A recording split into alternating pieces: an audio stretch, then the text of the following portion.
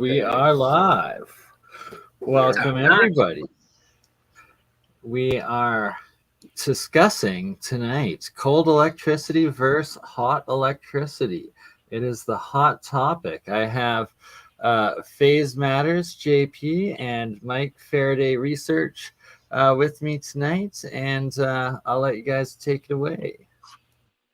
Yeah, so earlier we were discussing, quite a few systems, magnetic pulse systems, their ability to generate over unity outputs by adding transducers, what the difference between cold electricity and hot electricity is, and how we can actually create a system where we get to control which side we're using.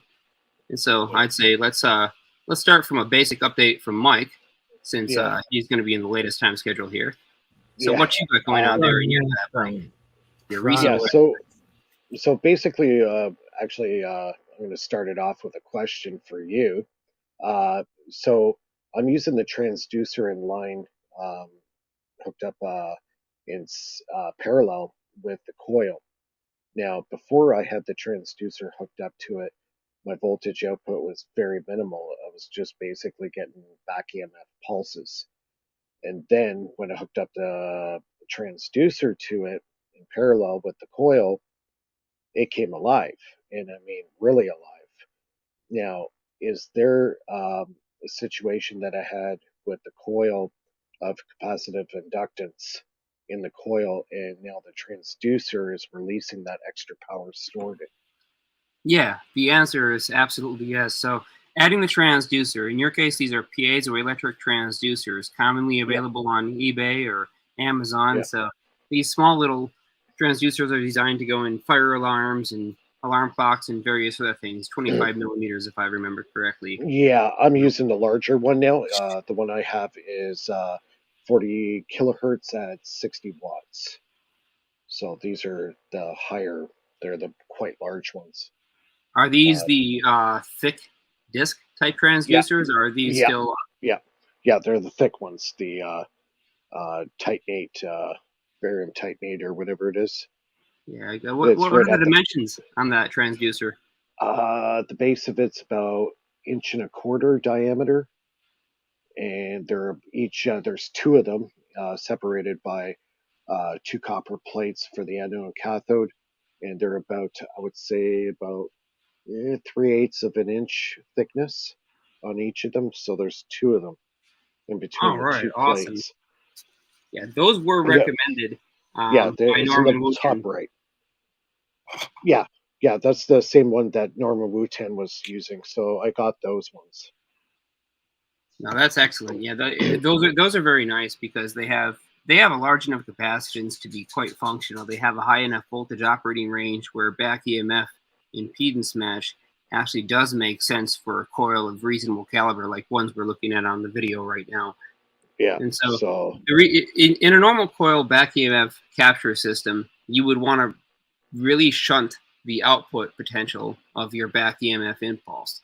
Yeah. So here's one of those little quirky things about the BH curve of ferrite cores and the way that they respond, or not just ferrites, but I mean iron cores, any kind of core material basically at all to increase your magnetic permeability. Those materials, they take a little while to build up a magnetic flux as the atomic dipole moment realigns. The magnetic dipole moment realigns based on your solenoid coil's input power. But then, of course, when you no longer have current flowing, the flux that has been released or radiated from your coil, going out into the environment, now all has to collapse back in so that the system self-gauges. And it's in this space-time regaging where all of the magnetic flux, as long as it's in the same physical geometric position to its surrounding environment, when the back EMF collapses back in, that flux has to all come back in.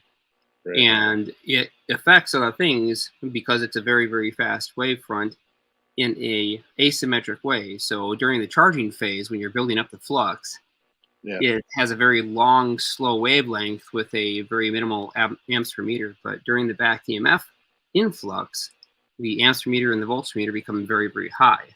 The problem is that the coil itself has interwinding capacitance, and this is where all of the losses would otherwise occur. But by adding the transducers in parallel with the coils, what you're effectively doing is slowing down the impulse, and you're also doing something really special with it. This is what Wooten discovered. You're displacing the impulse mechanically, which means that it's not in the same exact place in its space where it produced this pulse.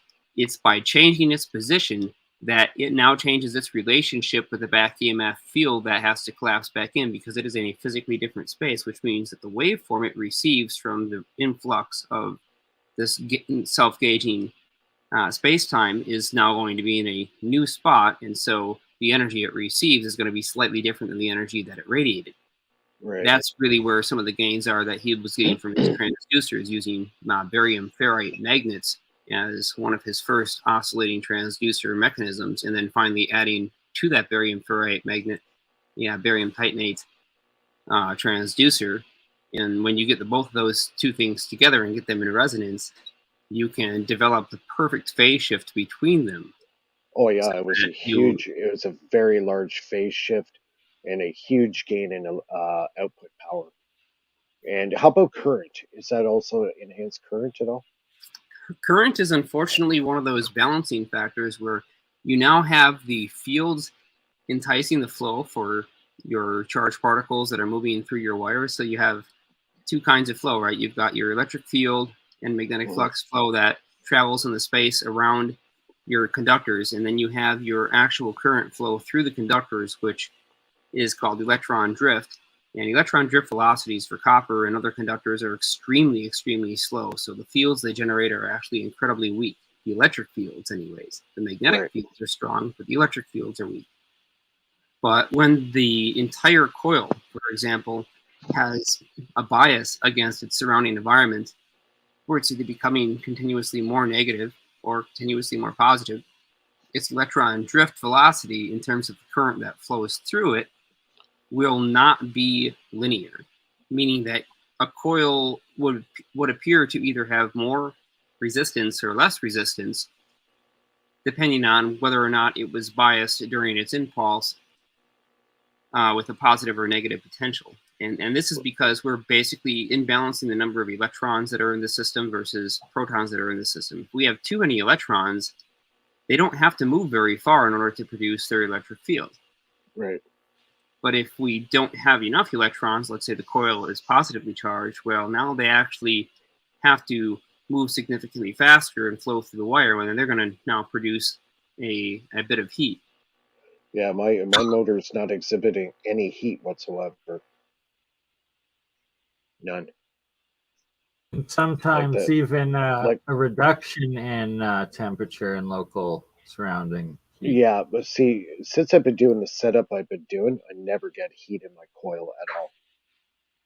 If anything, it gets a little bit cooler than ambient. Yeah, and that tells me you're probably running at somewhat of a potential bias compared to your surrounding environment, at least during each pulse. Right.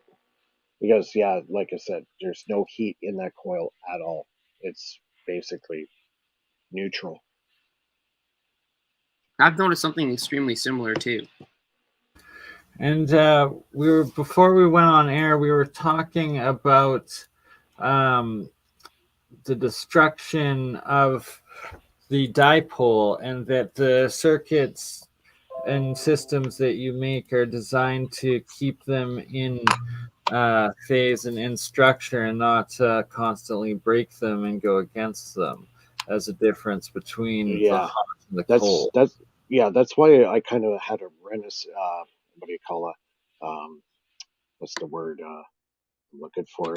Epiphany. Realization. Epiphany. There you go. There's a good word. Epiphany. That I have to go to a way larger coil. Like, I was working with coils that were 200-300 windings. So the new motor, my coil is 2.2 pounds. So I've gone way bigger, a lot more windings. I'm trying to create kind of the same effect that Joseph Newman, he was working on. High voltage input, but very, very little current. He says the current is generated in the coil, so therefore all you need is potential going in, not current. That's why his 7,000-pound motor was running on these tiny 9-volt batteries. He had 84 of them hooked up in parallel. He was getting about 460 volts out of it, and he was able to move a 7,000-pound motor for over 4 hours. So, Yeah, it was impressive. amazing. I seen that video too. What Newman discovered is a way around the latching problem. So when you have a magnetic stator, magnetic rotor, whether or not you have permanent magnets or you have solenoids or coils or whatever windings on both, you end up with this issue where there are little gaps between the stator core windings and the rotor core windings, and so you tend to have areas of higher magnetic attraction and lower magnetic attraction based on how what time it is on the dial of what position that rotor's in, and that's part of the problem. So this latching issue, what he discovered is you would normally need to power factor correct, as in you'd put a parallel capacitor in line with your coils of your motor in order to get the two to oscillate like an LC. But he found that if he just used simply far too many windings from any kind of conventional engineering principle, that the interwinding capacitance would slow that signal down to the point where at the RPMs he was running, he would be within a resonance range or within the right capacitance range, where power factor correction would automatically be happening within the windings themselves. And since he wanted to kind of keep those two indices, that permeativity and permeability, within the same region, the great part is by using the interwinding capacitance as an advantage instead of a detriment, which in most of your experiments, Mike, it actually is a detriment. But in Newman's experiments, it was an advantage because of the way that he had been using it. Then he was able to slow that signal down to the point where it wasn't being radiated off, but instead it was basically trapped within that system and continued to oscillate, so he was not losing the energy. And that's how he was able to use a fairly small amount of electrical input, current and voltage, in order to produce a continuous motion, since the motor itself was building it up during the part where it didn't have much resistance at all, and then releasing it back into the motor during the times where it did have high resistance to overcome. Right. Yeah. Now, how about I'm using the Sparkapp switch, or basically the make and break switch, instead of using like a stator. And it seems to be working for me because I can get a huge amount of torque out of the motor and a huge amount of speed. Like I can get it up to over 2000 RPM, no problem, on 100 milliamps. So obviously I'm doing something correct here. Sometimes I don't always recognize what I'm doing. Trying to decipher exactly what I have actually accomplished. Well, that's it's actually a really relevant question. Sparkapp I feel versus that. Sparkapp versus Commutator versus electronic switch. Electronic switches are obviously their own category. We kind of have a general idea about how fast they can switch. And in the electronics industry, for those who don't know and haven't had to deal with MOSFETs, transistors, and IGBTs, there's a trade-off. So you can get higher current through a semiconductor for the same size package and about the same cost, but you sacrifice the speed. And this is the great downfall of semiconductors as they stand in modern day industry for reasonable price. I did a series of tests using an oscilloscope and a fast disconnect system with extremely low impedance, extremely low inductance, and just verified how the system was going to operate based on types of disconnect switches, because I was looking for the maximum gain in potential in order to create an extremely fast transient impulse. Right. And what I did is I tested those three compared to each other. I tested a Sparkapp, Commutator, and the fastest transistor switch that I could find, because transistors are generally many times faster than even some of the quickest MOSFETs or IGBTs or other components. So I used basically the fastest solid-state switch that I could find. And by comparison, that fastest solid-state switch, I got a transition on my power carrying about 1 amp average for all these tests of about roughly 10.5 nanoseconds rise time, but it had pretty long curves from where it first came up to about the 10% level to the 90% level. It went at about 10.5 nanoseconds in that time, but that rise before it reached the 10 to 90, it was pretty long with the semiconductor, with the transistor. I then tried it with Commutator, and it was so noisy that I got ultra fast disconnects down to the 2 to 4 nanoseconds range, but it was unfortunately jittering because it was mechanical, and so that was an issue. Then I tried the Sparkapp, and with the Sparkapp, it was an optimized Sparkapp, meaning that it had a wide surface electrode area, a non-vaporizing material that was rated for high temperature, so we didn't end up with metal vapor that continued to conduct, and it was very smooth, so we didn't have loose emission points for ionization. In that system, I got down to the range of 0.5 nanoseconds, which is 500 picoseconds, up to about 2 nanoseconds switching time. When you compare that and then think about the simultaneous fact that the Sparkapp's capability of carrying current is probably about 100 times greater than that same semiconductor that was capable of operating extremely quick, then you realize the usefulness of Sparkapps and why they can do things that, quite simply, we can't do with semiconductors at all. Yeah, so I'm not crazy. Well, I can't promise that, but not about this, at least.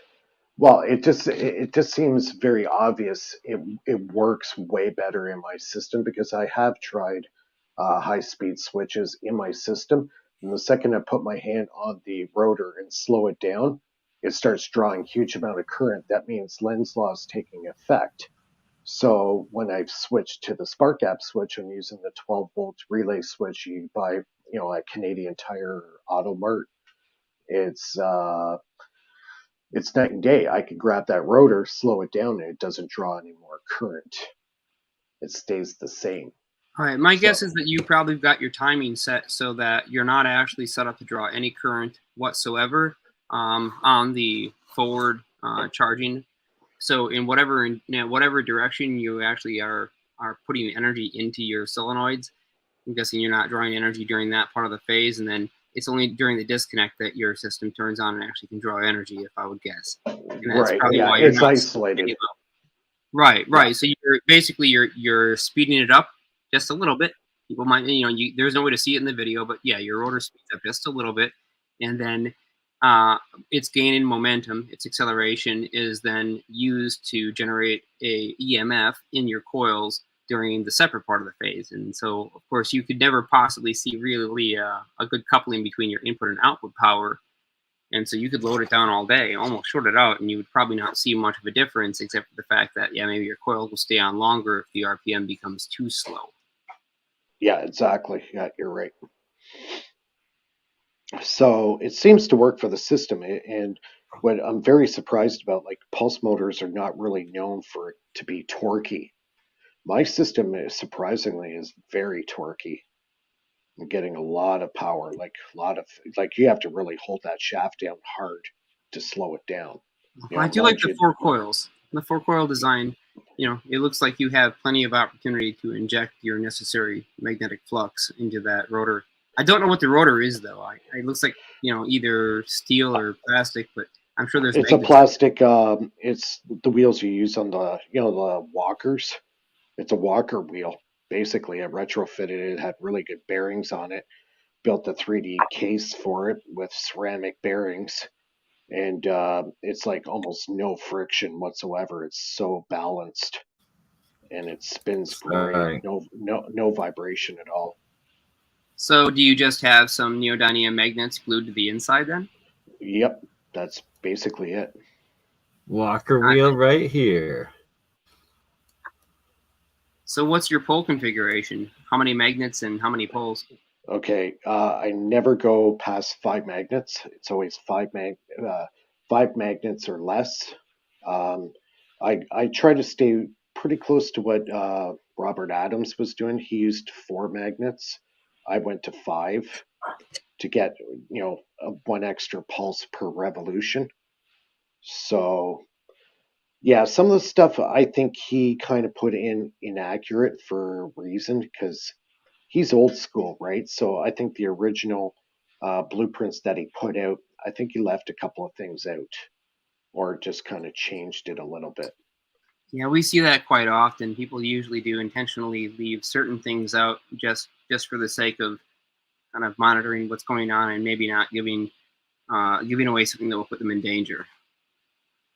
Oh yeah, he was already threatened at that time. He tried to patent it in 1977, and it was declared, military property.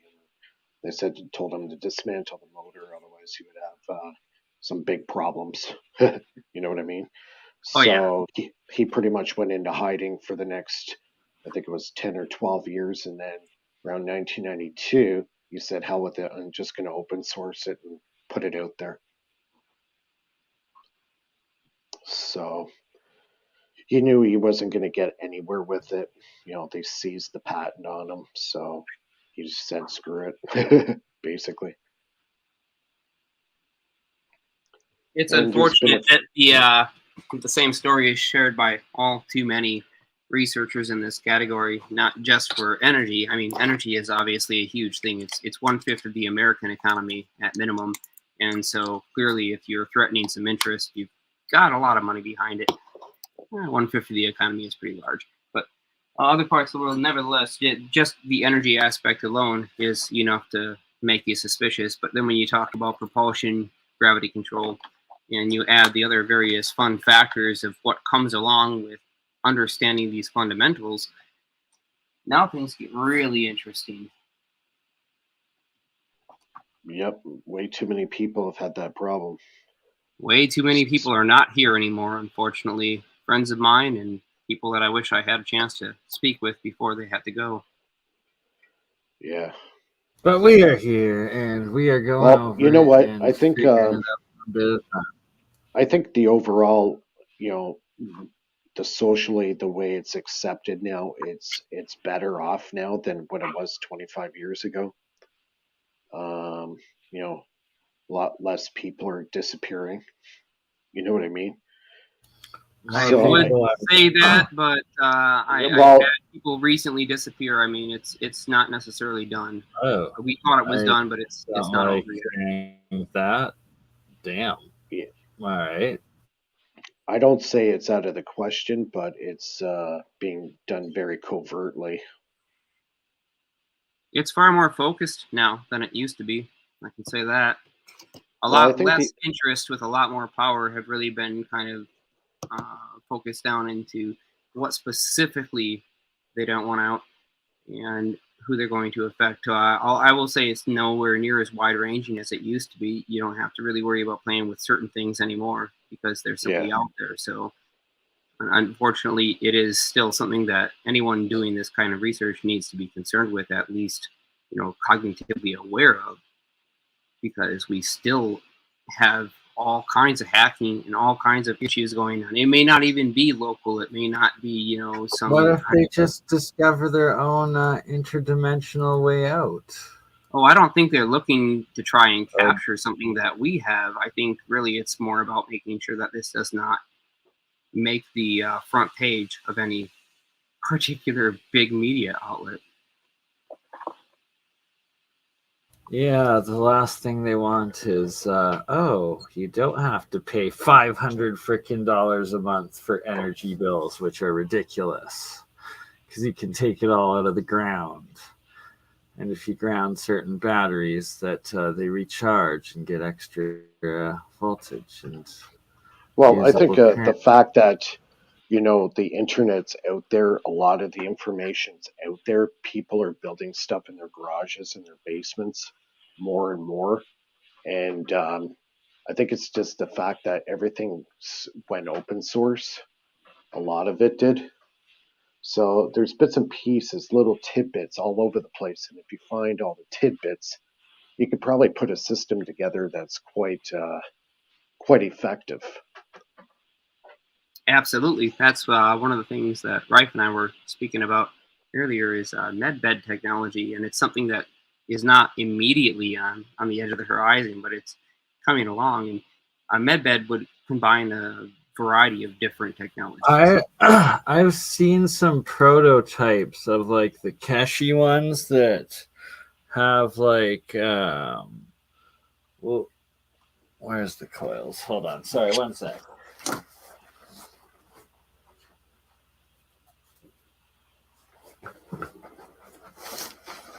Like these sort of coils. but there's like literally I think it was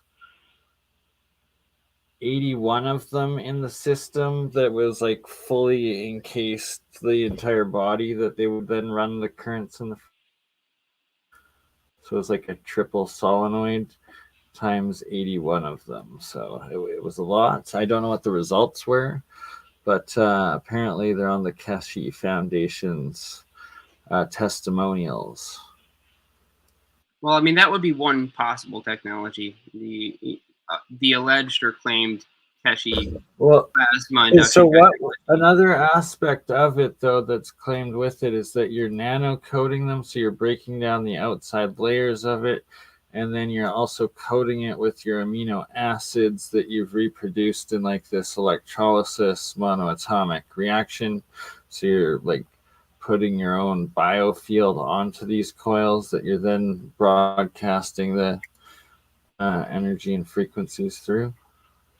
I hear what you're saying. With the subtle energy ideas, then yeah, maybe there could be a biofield, and maybe someday we will actually be able to detect it, measure it, and quantify it. As far as current technology goes, even the best of backyard inventors who are trying to perfect this stuff have yet to create a measurement system for biofields. But what we can say is that we understand nutrient exchange within cells, and in a healthy body, we understand the need for certain materials. I would argue that the alchemists and the sages and like the chi masters of the Orient have mastered the science of these energy fields. But see what I can completely different rabbit hole.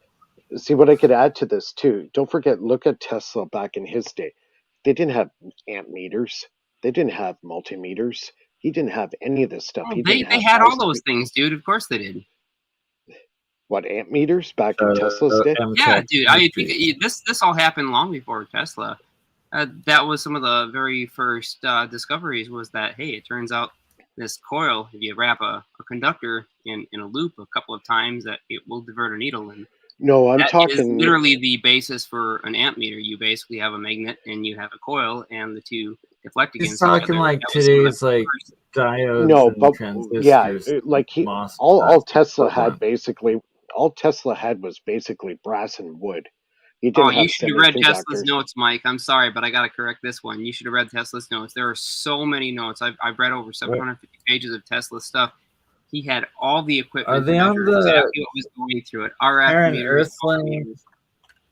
Google Sorry, Drive. you got cut off there. Reading these. I want to read these. Sorry, Jeremiah. Do you know if they're available on that Google Drive of?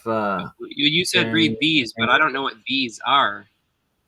Some of Tesla's writings and stuff, like the extra journals and stuff that you're talking about. There's a lot of fake Tesla stuff out there. Be careful. Oh, when you read real Tesla, you know it's real Tesla, and you see it instantly with the diagrams. Absolutely. So I found out Arthur Matthews was Tesla's last assistant, and apparently he was a huge disinformation artist. I did not know that, and I found out from a pretty credible source that he was. So some of the stuff that Arthur Matthews was talking about. But as far as I understood back in the day, Tesla didn't have a lot of testing meters to measure a lot of his stuff. You'd be surprised. I don't know. That could be conspiracy theory too. He was going up in voltage and stuff that he was using in like the higher amounts as opposed to smaller amounts, right? You said I would mention, Mike, that you read some of Tesla's notes because you're gonna see really like all the rumors about Tesla. First, the biggest rumor, the one that really bugs me, that I believed when I was younger and came to understand was completely BS later on, was this idea that Tesla wasn't a note taker. He only visualized things in his mind. Okay, that's BS. Tesla had a unbelievably excellent visualization ability. He could see things in front of him three-dimensionally, rotate them, run them, shift them, consider wear on parts, all this stuff right in front of his eyes. It's something that I share with him in that same sense where just by hearing about it was like, oh, this is what caused me as a child to just fall in love with this idea of this brilliant inventor that had pushed the boundaries, right? Because I'm like, oh, this guy thinks like me. I'm also the only one in my class that thinks like this or sees like this or just kind of lives in this almost semi-separate world of my own thoughts, right? It's not exactly the outside reality. But as far as I know, he did have a lot of notes, but a lot of them were lost or taken away. I know that we still have over 750 pages of his notes that have been retrieved and recovered, some of which didn't have to be recovered, but a lot of which were, and took FOIA reports and all kinds of stuff to finally get back in. But it's been pretty well documented now. So what I'm really trying to point out here is that, Tesla took a lot of notes. He actually did far more math than what most people might consider. He had a working physics model of his view of the universe that was quite in competition to many other models. It was based on the discoveries that came before him and his own testing and experience of those things. So he had differences in his beliefs between Faraday's laws of induction and how he looked at the process of induction. He had different beliefs between Maxwell's equations and how he thought that different things worked. He had hugely different beliefs between relativity, Einstein's ideas, and particle physics. He wasn't even sure if the electron really existed, but he did see the function in what we could call an electron, or the electric field, being transmitted from A to B and having a highly directional vector to it, and seemingly some amount of energy carried with it. But it's certainly more than just a plain photon. So he had lots of different ideas that were scoped based on what he had personally discovered through experiment. Not read in a book, not calculated from some mathematical idea, but literally had been able to produce, observe, and repeat. And so this was Tesla's view of the world, and it was very, very different than what was around at that time. Because let's face it, I mean, the man was making lightning bolts in his lab. He was pushing huge amounts of power through things that were never before seen. Because there wasn't enough power available, and he needed more, he had to invent a new machine to make more power. And then he pushed it to its limits, managed to fry a few, replaced them for Westinghouse, who he was working with, which was the manufacturer to supply all the materials and generators, and then upgraded those machines so he could push even more power through them. So long story short, though, Tesla's view on how all of this stuff worked is very different than what we read. He did take a huge amount of notes. You can actually find his equations and calculations for the inductance and capacitance of his resonators for Wardenclyffe Tower, for Colorado Springs, for his New York lab, for other experiments. It was quite well documented. It's just unfortunate that we don't have access to all of it. But he did take quite a lot of notes. He was not simply a visual thinker as an eccentric that couldn't match today's scientific prowess. He was right there on the same level with everyone else. Yeah, I think a lot of his stuff was hidden. And I think take an act of God for a lot of it to ever get released. I'm sure Ben Rich would agree with you. Yeah. Because I personally think, a lot of people like to downplay what Tesla was actually capable of doing. I kind of think the other way. I kind of think that Tesla scared the Wall Street guys so bad that they had to shut him down.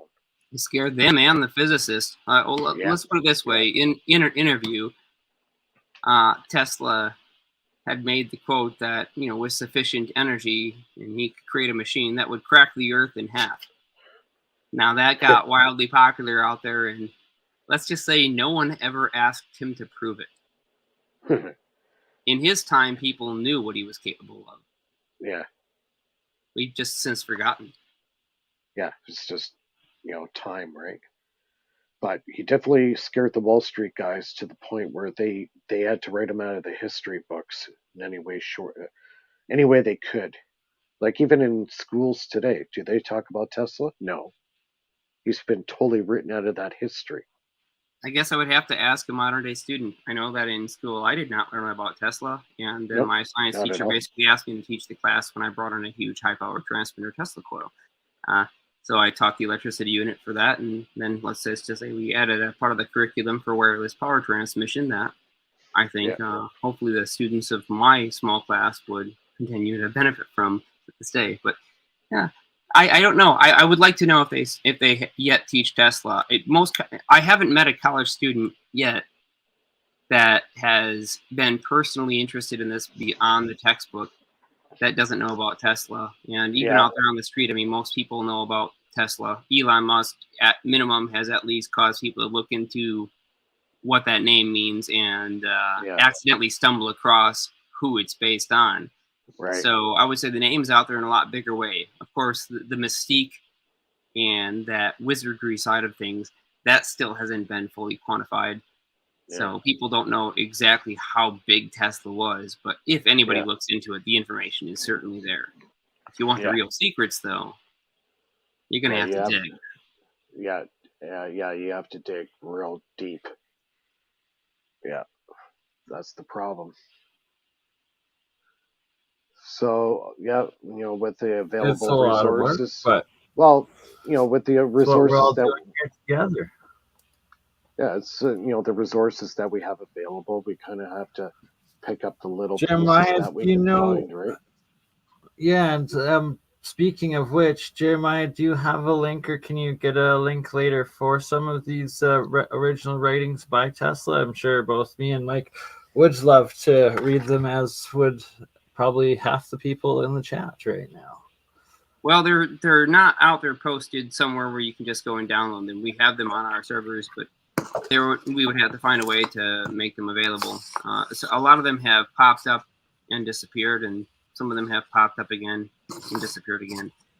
So we just keep a record of these things when they do become available and save them.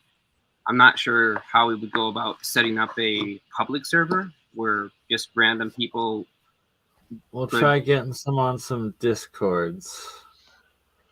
That might be an option. I suppose I could leave that task to you if you wanted to try and distribute data out there.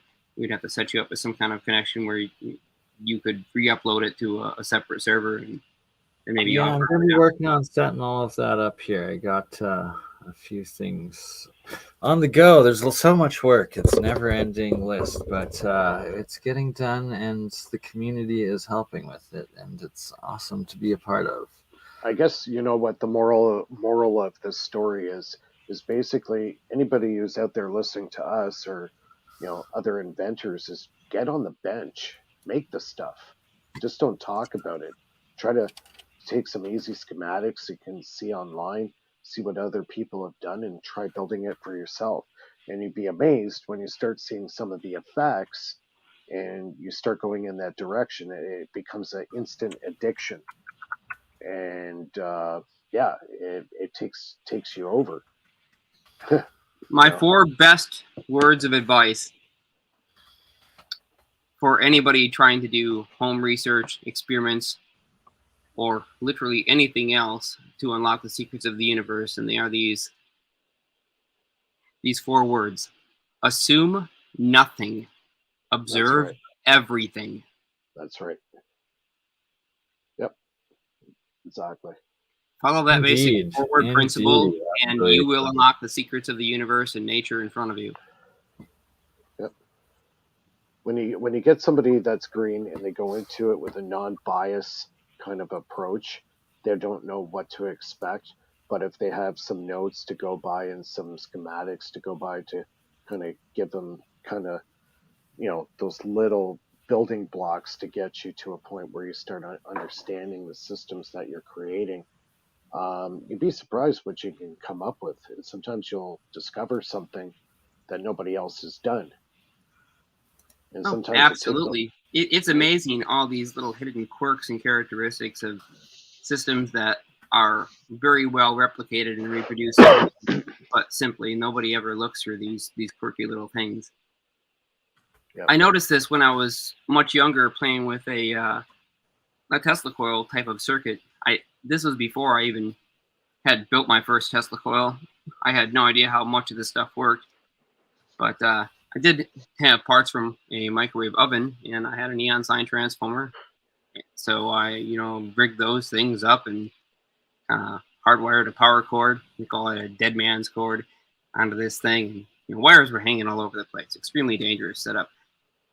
But I had a rectifier diode, which I didn't know what that thing was. It was just this little black rectangular looking plastic thing that had an arrow on it. I'm like, okay, well, that's cool. Maybe electricity goes in that direction. I had no idea.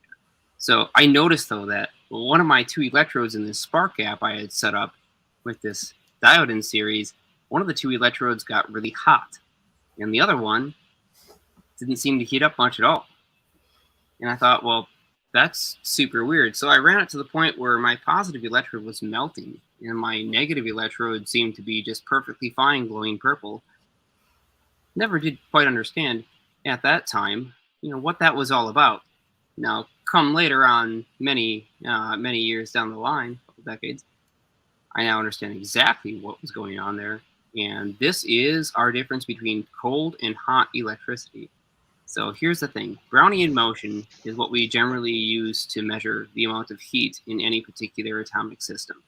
Brownian motion is basically how much individual atoms within a lattice of a material are bouncing around. It also includes gases and plasmas. But Brownian motion is the amount of motion of individual atoms between each other.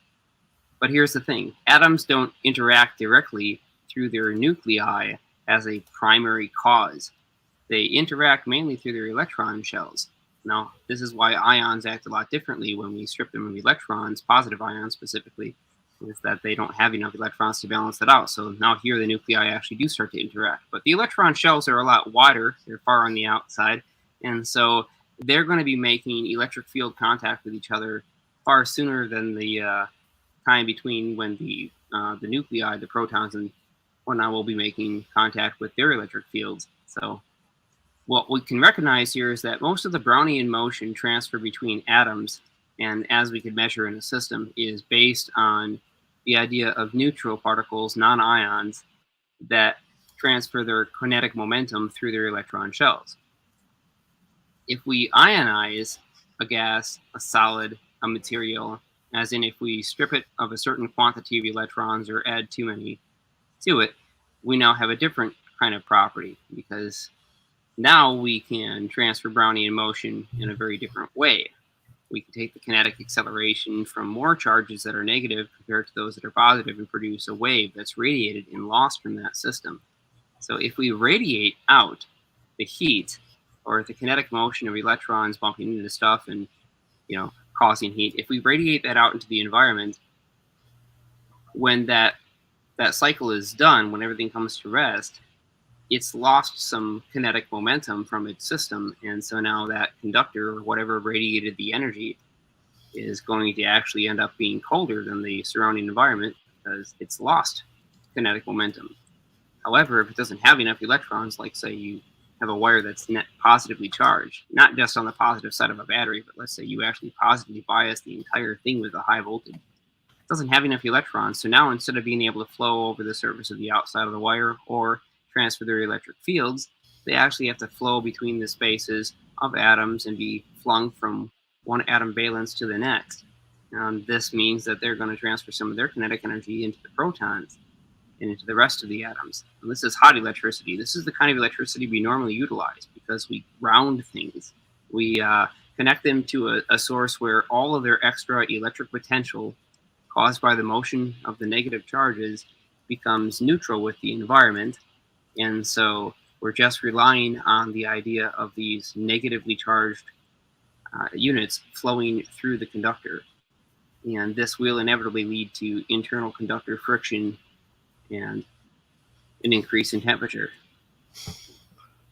And that is where like the vast majority of inefficiencies in our current electrical system happen, and that is a complete waste. Like if we were able to design and engineer all like electrical appliances and life, like just electronics, to be using and transferring and operating through cold electricity as opposed to the hot and the resistance and heat loss that happens from it. Exactly, but here's the fun, magical thing that we can do is see, we can take a system that either uses some mechanical moving parts or maybe uses electric fields in a core or something else like that. As long as we can basically take our conductor, whatever it is that we're using to convert electricity from one space to another, and we can make that entire conductor carry a net unbalanced charge. So let's say we make it far more negative than the surrounding environment. Well, what we're going to end up doing is radiating off more of the negative electric field from those highly mobile particles we call electrons, if you even want to use the word particle. But from these highly mobile charges we call electrons, they will radiate off their field anytime they move. And so if we radiate more energy than the amount of energy that flows through our circuit, which always must be balanced and is 100% of our measured power, then we must have an influx or an inflow of power to neutralize the lost energy in order for conservation of energy to be maintained. And so that means it must come from the environment. And the easiest place that we could say it easily comes from, thanks to the fact that some things get colder when they run, is Brownian motion from the surrounding space, from all of the materials, the atoms and the gases and the solid materials that are radiating off their energy. Yeah. Guys, it's 11 o'clock my time. I do have to get to bed. I got to work tomorrow, so. Fair enough. Good, Mike. Thank you for joining us tonight and on this discussion. One more time, this is Mr. Mike, Faraday Research Energy Channel, and I will post the link in the live chat. Thank you, Mr. Mike. Yeah, thanks, guys. Thanks, Jeremiah. Take it easy, Mike, and have yourself a good night. We'll talk soon. Yeah, we'll chat soon. Take care. You too, brother. Have a good sleep. Take care. All right, so I will be ending it on Mr. Mike's channel right now as well.